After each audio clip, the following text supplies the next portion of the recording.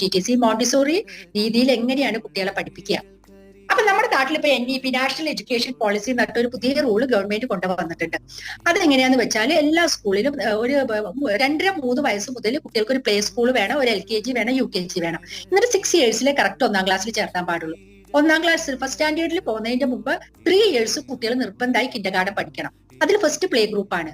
പിന്നെ LKG UKG ഇങ്ങനെ പഠിക്കണം. 3 to 4, 4 to 5, 5 to 6. 6 ആവുമ്പോൾ ഫസ്റ്റ് സ്റ്റാൻഡേർഡ് പോകും. അതിൽ ഫസ്റ്റ് പ്ലേ ഗ്രൂപ്പിൽ ചേരുന്ന സമയത്ത് കുട്ടികൾക്ക് ഒരുപാട് ആക്ടിവിറ്റീസ് ആണ് ചെയ്യുക.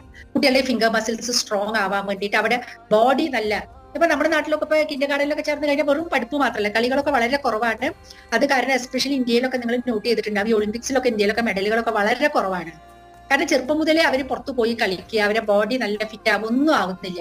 അപ്പൊ അതൊക്കെ ഇൻക്ലൂഡ് ചെയ്തിട്ടാണ് ഈ NEP എന്നുള്ള പുതിയൊരു എഡ്യൂക്കേഷൻ സിസ്റ്റം വന്നിട്ടുള്ളത്. അപ്പൊ അതിൽ കുട്ടികൾ ജോയിൻ ചെയ്ത്